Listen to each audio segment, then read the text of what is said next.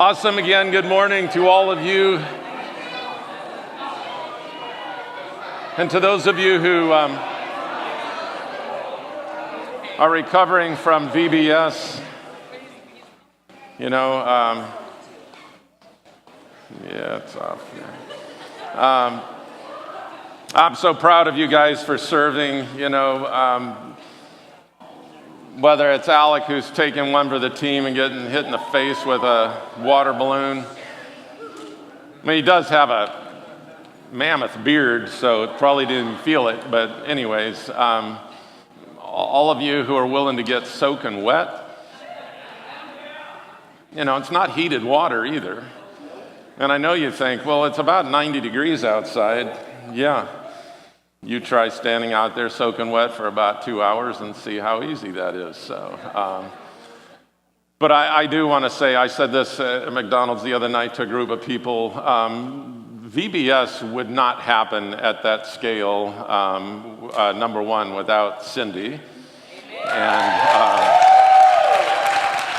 and Carrie. Those are the two that drive this thing. I said, if my wife dropped over dead, that'd probably be the last time we'd be able to do something like this at that level. I'm married to this woman, so I know that this wasn't last week putting this together. This is thousands of hours. I was thinking, should I say hundreds? No, that's thousands of hours that go into this. It's a life-consuming call to put this together. I mean, here we were on Friday tearing the set down, and what they didn't tell you is for the first time we know what the theme is for 2019. So it's a Toy Story theme. So because on June 21st of 2019, Toy Story 4 is being released. Remember I told you last week that was supposed to happen this year and Incredibles next year, but they got swapped around. So, we pick up on these themes because it's just a lot of fun. So by the time the set was torn down, they had already planned the set for next year, and half of VBS, I think, is already in the works for 2019 before all the junk ever got carried out. So, I say it's really life-consuming for my wife that lives for that moment. And anyways, it's a good thing, and you get to be a part of it. Some friends of hers that she grew up with in youth camp, some of them are pastors, and one of them messaged her the other day and said, looking at your pictures and your VBS has sparked us to step it up and to take ours to the next level, I think the next week or so. So anyway, we put these materials out, and churches can have them for free and, don't have to reinvent the wheel. We're not selling anything. It's kind of difficult because, the movie was called Incredibles, but if you notice, VBS was called Incredible VBS. So, you can't just steal everything. But I said, if Disney and Pixar wants to come after us and, let them come after us, I'll just point out to them how much money they made off of all of you in the last several weeks. Because Carrie doesn't wear that Incredibles costume around all the time. Neither does Ken Toops. Now, Ken lives for the stage. Right, he lives for the stage. Ken's the other drummer. So Ken's a big man to begin with, but then when he came and he double dyed his hair to get it that color, which wasn't really the color that he wanted, but he had to settle for that. For a man willing to dye his hair some ugly, blonde, yellow, I don't even know what color that is, is absolutely amazing. And if he hasn't done it by right now, probably this week, he already knows the costume that he's going to wear next year. So Ken orders some of that, and then believe it or not, this is be thrilling to most of you men there, Ken hand stitches and sews his own costume. when you're his size, it's not like you can go to Party Center or Party City or whatever and buy a costume for a 6'5", whatever, how many pound man, so he has to buy what he can and then hand stitches and sews the rest of it. So, he's already figured out what he's going to be for 2019 so he can have that to be an advertisement at the Fall Festival on October 31st. So now that you all know what the theme is for next year, if you're going to buy your kids a costume for Halloween and the Fall Festival, then make it something Toy Story related and you'll be able to use it again. You know what I'm saying? That's just an insider tip. Listen, this little old lady was in the grocery store, as we all have need at times, so she was looking for toilet paper and went down the aisle and found the toilet paper, but there were all kinds of different types of toilet paper.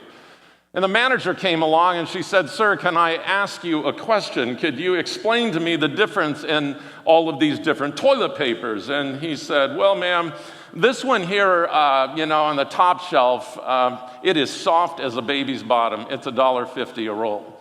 He said, "On this next shelf down, that toilet paper there is nice and soft. It's strong, but it's gentle, and that toilet paper is $1 a roll." He said, "But down there on the bottom, we have our no-name toilet paper. It's 20 cents a roll." And she said, "Well, I'll take the no-name toilet paper." So she put it in her cart. Off she went. About a week later, she was back in the store again. She saw the manager and she said, "Hey, excuse me, sir, I don't know if you remember me from last week about the toilet paper, but I now have a name for your no-name toilet paper. I now call it John Wayne." And he goes, "Well, why do you call it John Wayne?" And she said, "Well, it's simple. It's rough, it's tough, and it don't take crap from nobody." So, okay.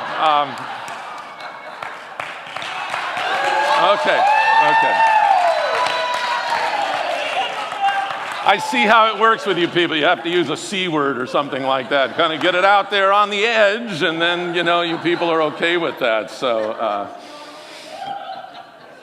yeah. So, anyway. So I guess we'll just, after that and the worship, we'll just call it a day, and, we'll try it again next week, see what we can do there.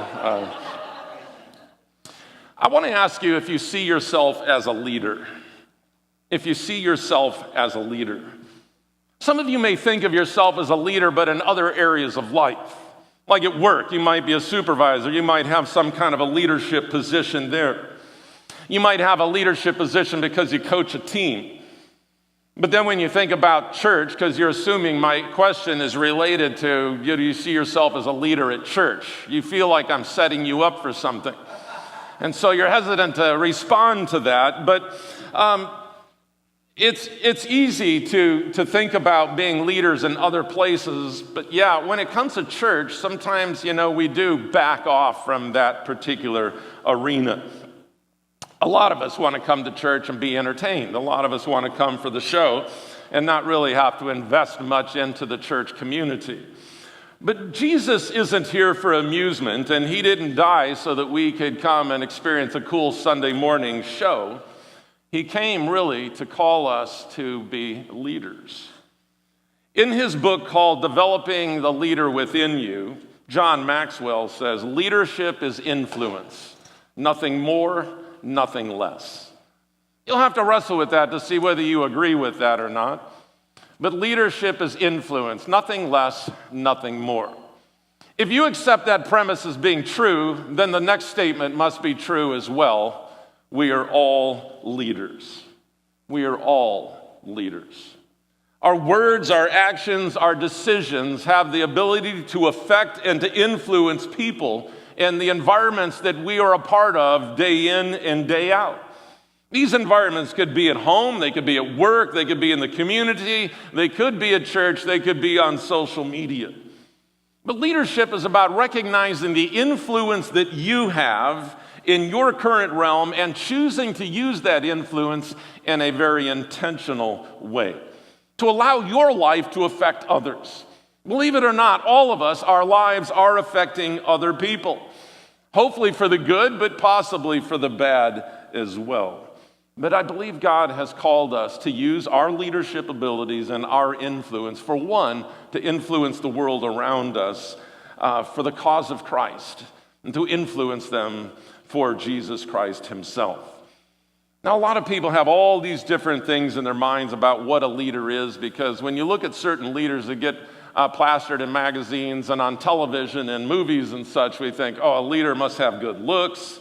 It's about who you know. It's about how tall you are. It's about who you play golf with. It's about how much money you have. It's about your genes, not genes, but G-E-N-E-S, genes. But you don't have to be any of that to be a leader, and you certainly don't have to have a title to be a leader. If you have influence, you are a leader, and with that influence, you have the ability to inspire others to action. But one of the things that I find that we're really, really good at is making excuses. Sometimes we make excuses to keep from hurting someone's feelings, right? Most of you in the room are probably not in the world of dating, but there's a lot of excuses that get used in the world of dating, So somebody asks a person out and they come up with an excuse so they don't have to go. You've got the standard family emergency, or there's a sickness, or you got car trouble. But every now and then somebody says, well, I have to babysit grandma. That can be kind of startling to the person on the other end. Or to say, my wheelchair isn't working. That's always a good one if it's a blind date.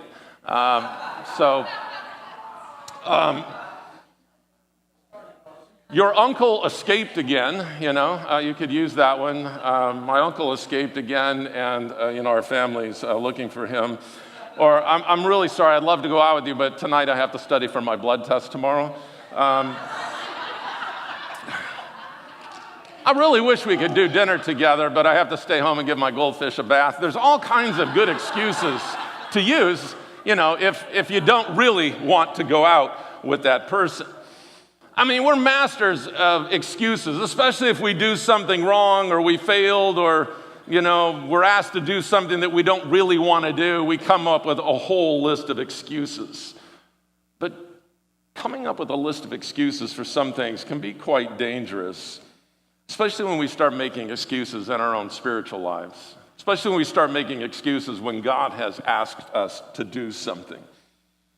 Reluctant leaders are everywhere, not just within the church circle, but in the world as a whole. Reluctant leaders are everywhere. But one of the most famous reluctant leaders, and maybe the poster child for a reluctant leader, is the man Moses back in the Old Testament of the Bible. You might remember a story where God appears to him in this burning bush, and God calls him to basically to be the leader, to lead his people out of Egypt. You've seen the movies, so you know that these people of God were held as slaves by the Egyptians, and for 400 plus years, they're there until God is trying to raise up a leader. And he comes to Moses, and he appears to Moses. Now, Moses by this time is 80 years old, so he's not a young kid. He's got quite a past and quite a history, and God says, I've called you, I've selected you to be the leader. And Moses did what we often do as well. He came up with a lot of excuses. In the book of Exodus, chapters 3 and 4, it was where you find this story fleshed out, where Moses is kind of giving God his excuses. And we're going to look at 5 reluctant excuses for not leading.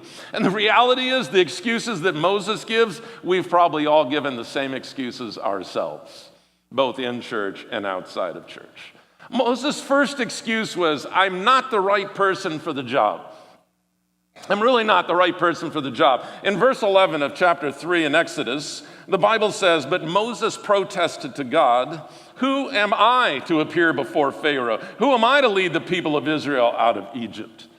Now, what he says in those statements there really reveals a lot about how he perceives himself. I think he's saying, who am I? Have you forgotten, God, about my past? 40 years ago, I killed a man. Certainly, that would disqualify me. You must have forgotten about that. I'm just bringing that to your attention. So I'm convinced, God, you've got the wrong guy for the job. Now, Moses probably felt this way because his past failure is just lingering there. Maybe he's got guilt about it. He just can't get it out of his mind. And so before he's willing to do anything, he throws that excuse out to God first of all. I cannot do it because of my past, what I've done in the past. You're not who I think I am. Now, oftentimes we can use our past as excuses. Well, I screwed up there, I failed there, I messed up there, But God delights in using flawed, imperfect people, doesn't he? I mean, show me a time in the Bible, especially, where God called somebody who was absolutely perfect and used them. Every one of them have flaws, just as you and I do as well. But notice God doesn't get into this bantering with Moses about whether he's called or not. God doesn't even touch on that. Sometimes, you're having a discussion with a person, you bring up a point, but then they address something else because they don't even think the point you tried to make to them was even valid. And that's the same way with God. He's not even looking at Moses' point as being a valid point. He doesn't debate whether he's called or not, but he does answer Moses' concern with an unequivocal promise. In verse 12, God answers and says, I will be with you. And this is your sign that I'm the one who has sent you. When you've brought out the people of Egypt, you will worship God at this very mountain. So God doesn't say, oh, dude, I totally forgot. Thanks for bringing that to my memory again. I'd forgotten that. God doesn't say that. He's well aware of Moses' past, but he doesn't bring that up. And let's face it, murder is a pretty big thing. It wasn't like he burned the dinner. He actually killed a guy and buried him, tried to destroy the evidence. That's a pretty big deal. But listen, this project that God's assigning him to, God sees as a done deal with him being the leader. It's like God says to him in response, your past isn't an issue. I delight in using flawed, imperfect people. Again, the call of God was not even an issue here. God simply speaks to him as though this is a done deal. You see that there? He says, and this is your sign that I'm the one who has sent you. When you have brought the people of God out of Egypt. When, not if. If you get this done, if you can do this. No, it's all a done deal. It's set there when you bring them out, not if you bring them out. And so that's God's way of saying, Moses, your past does not disqualify you. I don't know what's in your past sitting here.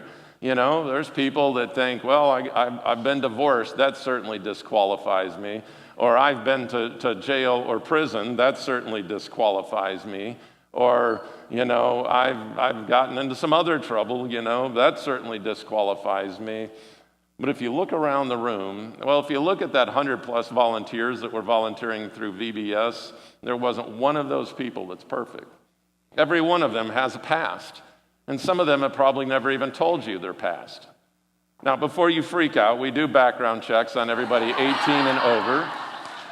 And we're not looking to see, in 1976 you had a DUI, because we really don't care about that. We want to know if you've committed a crime against children. That's really what we're looking for. Because if you've committed a crime against children, we're not saying you can't serve. We're just saying you can't serve with children. I hope that makes sense. But anyway.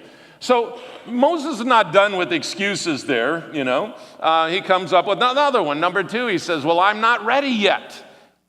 You've probably used this excuse too. If you've ever declined an opportunity because you feel like you weren't ready or you didn't know enough, you understand exactly where Moses is coming from. I mean, to Moses, he's intimidated. Verse 13, but Moses protested, if I go to the people of Israel and tell them, the God of your ancestors has sent me to you, they'll ask me, what is his name? Then what should I tell them? You've probably used an excuse similar. What do I tell somebody if they ask me a question that I don't know the answer? As if it makes sense that I can't serve until I'm able to answer every question that someone could ever ask me. I mean, those of you who have asked me questions before know that I can't answer very many questions, at least on the fly. So you just learn how to navigate around that, I'm going to have to look into that and get back with you on that. There's certainly nothing wrong with that. If you wait till you know everything, you're never going to know anything. You're just never going to do anything, right? So he's using this excuse with God. just as we use the excuse. Some of you have used the excuse, well, this is all new. I'm a new Christian. I'm new to the faith, so I don't really think I can serve. But listen, you're more ready today than you were yesterday, so it's time to step up. Now, here's the interesting thing about Moses. He's concerned about what he does and doesn't know. You remember the story about Moses and how he was put in that basket and floated down the river and all that? And, he was raised in the house of Pharaoh. He's an educated man. He had an advantage that most people in that day didn't have. He had the advantage to learn, to cultivate his intellect. He probably was a well-read, well-educated man, yet here he is questioning his own abilities. He's afraid that somebody's going to ask him a theological question that he can't answer. What he's doing is he's making this all about him when it has absolutely really nothing to do with him. It's all about God here. So in verse 14, God replied to Moses, I am who I am. Say this to the people of Israel, I am has sent me to you.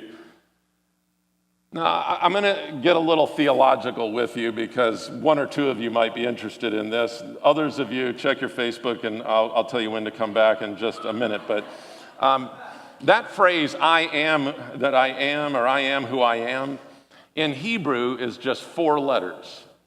It's in our English letters, it would be YHWH.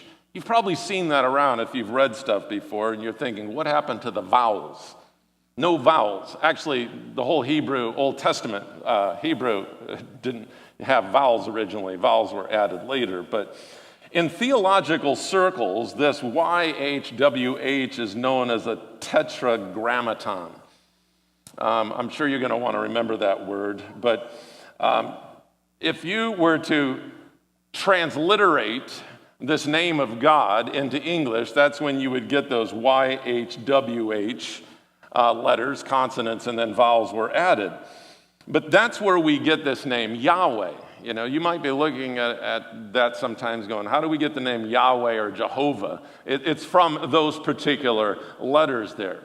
But the people of God wouldn't even write this. The name of God was so holy that they just couldn't speak it. They couldn't write it. And then as things are transliterated and we get it into English, we get letters and then vowels have been added, and now we maybe read the word Yahweh or Jehovah at times in the Bible. But God's defining who he is. It's not a name like my name's Charlie, but it's really a name that's describing his character and who he is. He's all powerful, all consuming. He's completely self-sufficient. It's God's way of saying to Moses, dude, if I'm with you, that's all you need. You might not think you're smart enough or that you know all the answers, but if I'm the one that's with you, I'm self-sufficient. I don't need all of them out there. I'm telling you who I am, and I am going to be with you. Plus, there's always going to be things we don't understand and we don't know. So don't use that. That's a lame excuse, but don't use that, Moses was probably afraid, what if people ask me, where does God live? Or he could have been fearful that people would ask him, where has God been the last 400 years that we've been stuck as slaves here in Egypt? But if you wait till you have all the answers, you're never going to serve the Lord and you're never going to lead. But the best way to learn is to get involved and to start moving and to start doing and to start leading. And I promise you, you will learn more that way than you could ever imagine that you would. So God's response to him, really in essence, is, Moses, you might not be knowledgeable enough, but I am. I am. The third excuse Moses comes up with here is, I might fail. If I go to these people, are they really going to take me seriously? And what if this doesn't work? What if I end up just absolutely looking like a fool? Chapter 4, verse 1, Moses protested again. What if they won't believe me or listen to me? What if they say, the Lord never appeared to you?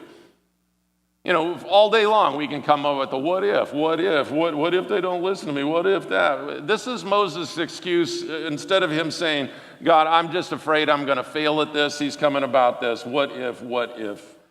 But a fear of failure is often worse than failure itself, because the fear of failure oftentimes keeps us from even giving it a shot in the first place. But just because you try something and fail doesn't make you a failure. It might have failed, but it doesn't make you a failure. And every leader in the Bible has failed at certain times, but it didn't necessarily mean that they themselves were a failure. Moses, again, he's just focused on him. He's lost sight of who God is. He's trusting his imagination, and he's allowing his thoughts to run wild instead of trusting in God's promises. And again, God's already told him this is going to work. When you lead my people out, not if, but when. So it is going to work. But apparently Moses doesn't catch that, and he comes up with all these things. Think of how many times God said things to us that it just goes in one ear and out the other. I have a list, things where God says, I will supply all your need. I will never leave you or forsake you. You can do everything through Christ who gives you strength. My power is made perfect in weakness. Ask and it will be given to you. The Holy Spirit will guide you into all truth. And we could take the rest of the day coming up with other statements that he makes that sometimes we allow to go in one ear and out the other. And we're like, huh? God's said it. It'll be okay. He'll take care of us. And it's okay. It's okay to fail. It's okay to try something and it not work out. It's just one thing that's helping you to one step to helping you figure out what you can do. Churchill once said, success is going from one failure to another without any loss of enthusiasm. So, we just keep going, and by faith we risk it and we get out there. So Moses is kind of afraid here, and up to this point he's been asking God all the questions, but now in verse 2, God directs a question to him and asks, what is that in your hand? Does that sound like the Capital One Venture Card commercial? What's in your wallet? What's that in your hand, Moses?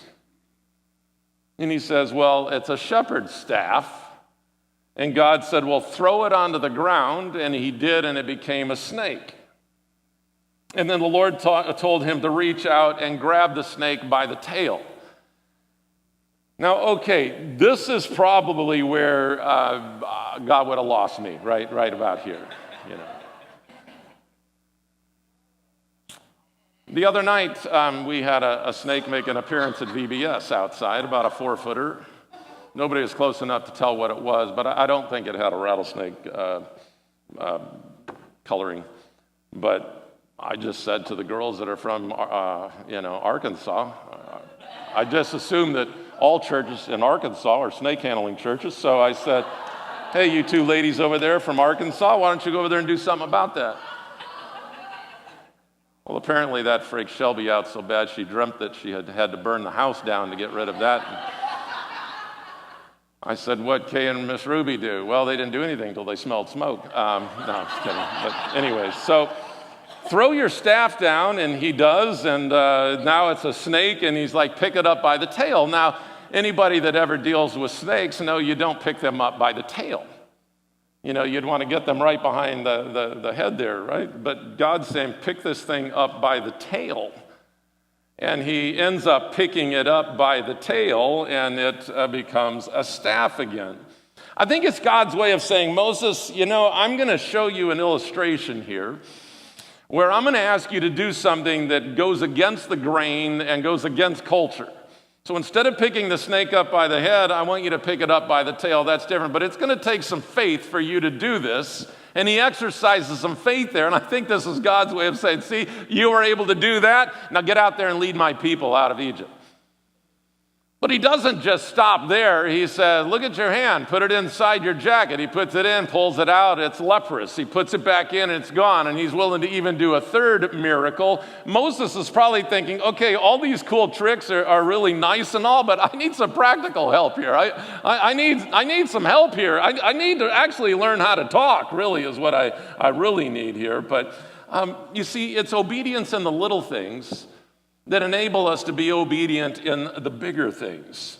So verse 5 of chapter 4, perform this sign, the Lord told him. Then they'll believe that the Lord, the God of their ancestors, the God of Abraham, the God of Isaac, and the God of Jacob really has appeared to you. In other words, God's saying to him, listen, just lean into my power. Lean into my power, because with my power, it's going to be okay. I guess God says to us, what is it that you have in your hand?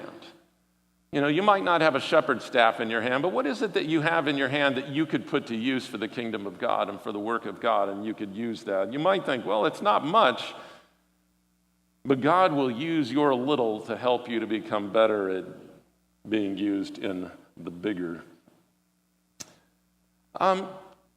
His next excuse is, well, it's not my gift. People always try to use this excuse, but he must have been thinking, I'm really not a good public speaker. Look at verse 10. But Moses pleaded with the Lord, "O Lord, I'm not very good with words. I never have been, and I'm not now, even though you have spoken to me. I get tongue-tied and my words get tangled." Now, I've told you before, I love the Bible for so many reasons, but there is a lot of comedy in the Bible if you pay attention. Here's a man who's been rambling on to God like a nagging wife for who knows how long, and and then he comes up with his fourth excuse. Well, I don't talk very well. God was probably looking at him like, are you serious? You haven't shut up since the moment that I said that you were the guy that's supposed to do this. You've been yapping all along about that. I find it kind of comical there. I'm not a good speaker. I'm terrified to be up front. It always cracks me up when we ask people to share their story up here, and they're like, oh, I can't do it. I'm just so terrified up there, what would I say? So I say, listen, just relax, write it out, write your story out, give it to me ahead of time. Let me look at it, make sure, that I think you're saying what you need to say there, and then just get up and read it. And then all these people that are so nervous that don't like to be up in front of people, they sure talk an awful long time once they get up here, don't they? Right? Well, I'm not a good public speaker. I don't like to be up in front of people. But some of those people who say those things are pretty amazing when they really are up in front of people. Then God says to him, verse 11, then the Lord asked Moses, who makes a person's mouth? Who decides whether people speak or do not speak, hear or do not hear, see or do not see? Is it not I, the Lord? Now go. I'll be with you as you speak, and I'll instruct you in what to say. I think God's saying, I'll make up for whatever you lack. Now, here's the interesting thing about Moses' excuse here. In Acts chapter 7, verse 22, you can look at it later, the Bible there says that Moses was powerful in speech and in action. I think this was Moses just blowing smoke here. I'm not a good speaker. Because the writer in Acts says that he was powerful in speech. Now, I do think God can take somebody and where they lack and use them. Some of you have heard me tell this story before. Growing up as a kid, I could be somewhat outgoing when I was around people that I knew. But take me out of that circle, and then I would just shut down. I had really not much to say. Probably in 12 years of school and 10 years of college and graduate school and all of that, I probably said less than 5 minutes worth of words combined in all of that time. Just not a good talker. And then the most terrifying thing for me is in 9th grade when we had to take a speech class. And we had to give speeches. I don't know if you had to do that. But, you had to stand up in front of your peers and give a speech. That was the most terrifying thing. And that's about the time my dad said, son, there's 2 things you need to learn to do in life. One is you need to learn to love to read and learn to talk in front of people. And I said, come on, Dad, there's no way I'll ever have a job doing that. Now I say if I'm not talking, I'm reading. So he was right about that. But yeah, I think God can take somebody and their shyness and the backwardness and all of that and then turn them around and use them to do something for the kingdom of God. I think that's literally my story. If you were to talk to most people that knew me as a teenager, they would never guess in a million years that I would be up here doing this right now. Number 5, his last excuse, and you might say this is not really an excuse. It's sort of Moses is just going to lay it down and put it all out there. There are others who would do a better job than me. He's really out of excuses. God's had something to say to everything he said, but I think now he's starting to compare himself with other people. He's probably got in his mind a whole host of people that could do this better than he could. Verse 13, but Moses again pleaded, Lord, please. Now, note how polite he becomes. Please, send anyone else. Anyone else but me. I don't care who it is. Anyone, send anyone else but me. But notice God does not give him an exit strategy. He holds him to it, and he's frustrated. But in his frustration with Moses' excuses, God says, I'm not taking no for an answer. I'll give you a partner. And there he says, here comes your brother Aaron. You'll be the earpiece and he'll be the mouthpiece. But you're not out of this. You're still going to do it. You're going to be the leader. I'll give you somebody else that can help you talk. And that's the way God is. Don't think that when you tell God no, he's done and he's moved on. He's going to stay on you until you do it. And some, he has to pursue for years, but eventually God gets what he wants. And if he calls you, you're going to do it. So you might as well just say yes on the front end. But there is something to be said about working together. Mother Teresa said, you can do what I cannot do. I can do what you cannot do. Together we can do great things. And so Moses and Aaron together would do great things. There was really more in Moses than he realized it, just as there's more in you than what you probably realize. But he's insecure just as we're insecure. He's afraid of failing just as we're afraid of failing. But he's out of excuses. God's laid it out there and he put it out there. And guess what? He becomes a great leader. He became a great leader. Every objection and every excuse we read and we think, boy, he's just so humble. He's trying to be reasonable. But no, it was really a pride thing. He was really making it all about him when it wasn't really about him at all. But what if God would have let him off the hook? What if after the first excuse, God said, okay, I'm not putting up with your whining. Great, I'll get somebody else. Fine. Would the people of God have been led out of Egypt? Would God have found somebody else? Yeah, you probably would have found somebody else. But Moses would have been the guy that would have lost out, right? When you say no to what God asks you to do, you're the loser. Because you're losing out on the joy and the peace and the satisfaction that comes when you say yes to God. There might have been some of you that thought, well, maybe I should get involved with VBS, and then you said no. Well, guess what? We didn't miss you. We had plenty of volunteers. Technically, we didn't need you. You know who was the loser there? You. You were the loser there because you missed seeing what I got to see. And you missed interacting with those kids. You missed out. There's a girl, a young girl, that's started coming to Awana. I don't think she spoke, but her dad, I think he's a single dad, brought his daughter to Awana. The Lord started doing some things there, and she started talking. He couldn't believe it. I think she's a second grader now. He brought her to Awana, and she came, and he would text Cindy about every other day and just say, I can't believe how amazing that church is. What you do for these kids, I can't imagine. And then he texts back, I think it was Wednesday or Thursday, and he goes, I wanted to tell you, my daughter took $20 of her own allowance. It wasn't my money, it was her money. And she said she wanted to give it to these kids in Panama. I don't know what you're teaching these kids, he said, but whatever it is, keep on doing it, because that's not normal for a kid to take $20 of their own money as a second grader and say, I want to give it. That's $670-some. Most of that was given by the kids. That's a pretty amazing thing there. So anyway, you're the one that missed all that. So when opportunities come, don't sit back, and say, make excuses. Because truthfully, you're the only one that's really going to miss out. It's going to get done, whether I have to do it myself. It's going to get done. And I'd love to share some of the blessing with you, but if you don't want it, it's like food. If you don't want, Melody didn't want her taco the other night at Del Taco. She knew who to go to.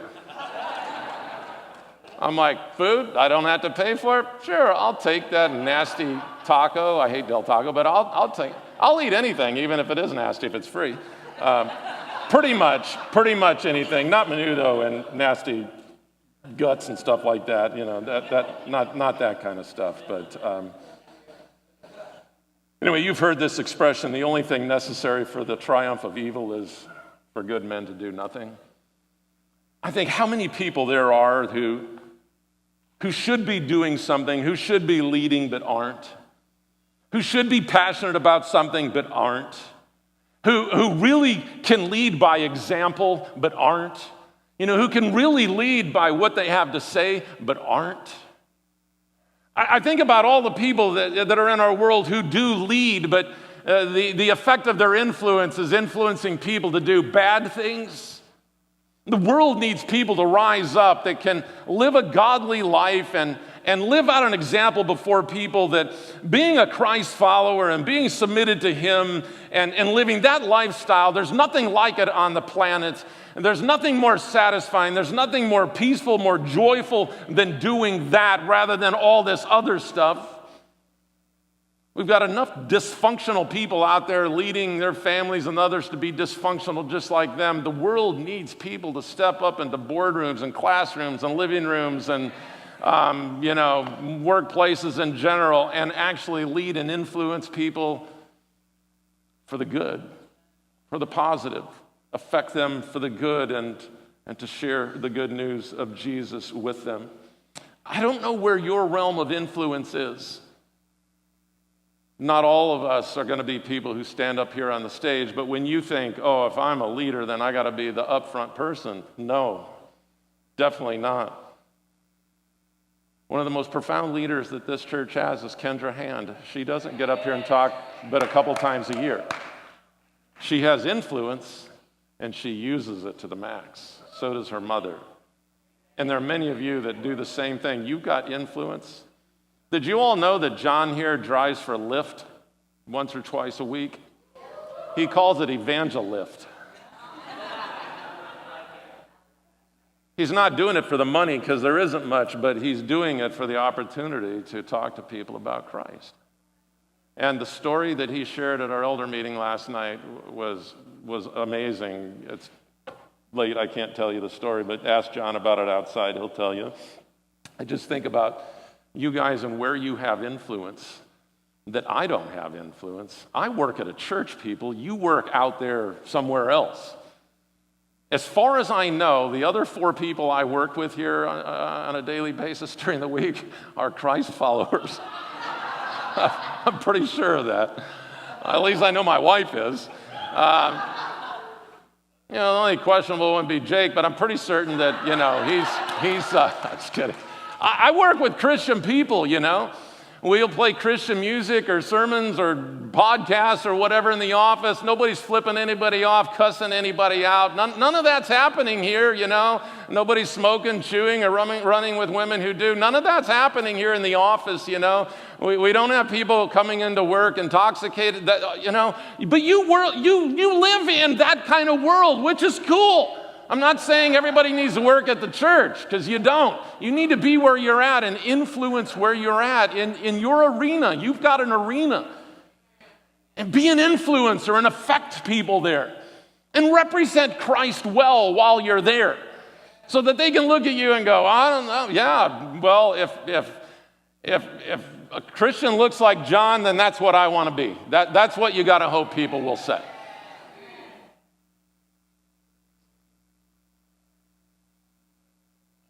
Everyone is a leader. So use your influence to affect others. As a husband, as a wife, as a father, as a mother, as a grandmother, as a brother, as a sister, as an employer, as an employee, as a friend. Use your influence to affect other people. Be a leader. Everyone is a leader, and everyone needs to lead in life in general, and then some are actually called to truly lead ministries and have a title or a position, and some of you, God's probably speaking to about that, but you've kind of pushed that away and go, no, I can't do that. I can't do that. I'll be happy to serve on a one-time shot, but not on an ongoing basis. All I can say to you is don't keep coming up with excuses. You just waste a lot of time and miss a lot of blessings trying to say no. You might as well just say yes and get along with it. Get going. Start your journey. Let others help you along the way on that. And just flat out lead. Let's pray. Lord, thank you for every leader in this room, which is all of us. And I'm asking you, Lord, to use us with the influence that we have. We can be the shyest person, the most introverted person, but studies show that the most introverted person connects with over 10,000 people in their lifetime, still having influence. Lord, we have all these reasons why we can't when you're saying that we can, because it's not about us, it's about you. It's about you working in us and through us. It's about you making up the difference of where we lack. It's about your power. It's about you taking someone that's flawed and imperfect and using them and just smiling in the end, thinking, that was amazing. And here we are, a group of flawed, imperfect people. Many of us have tried to make excuses for years as to why we can't lead, but I believe, Lord, you're speaking to us to be leaders, and I pray no more reluctance to lead. We'll just step up and lead. And those who have positions of leadership on their job, those who have positions of leadership on the field, in the community, or wherever, Lord, those who have positions of leadership in the church, in the schools or wherever, Lord, may you use them in their leadership capacities there. And may you raise up more leaders to fill leadership positions even in churches like this. I thank you, Lord, that you've used other people in their leadership to influence us, to bring us to the point of where we're at today in our relationship with you, and we thank you for that. Some of you maybe, this is all new to you. God's a whole new thing to you. You've never considered this before. I just want you to know that following Christ is the greatest thing you could ever do with your life. And I want to encourage you to do that. And for you, it might be the same as it was for me, as I sat in a seat much like you are many years ago, and I just felt this inward tug, if you will. My heart was racing 100 miles an hour, and I realized that I needed Christ in my life, and someone led me in a prayer to pray something like this: God, come into my life and forgive me of all the mess. And when I did that, I believe I was forgiven, and I've been on this journey ever since. And God's used me to do things I would have never imagined, and most of the people that have known me would never imagine that God could use me in certain ways, but he has, and the same is true for you. You just need to start on the journey and let his power that will reside in you to use you to do amazing things for him and to influence the world around you for him. God, use us with our influence this week. I ask that in Christ's name. Amen.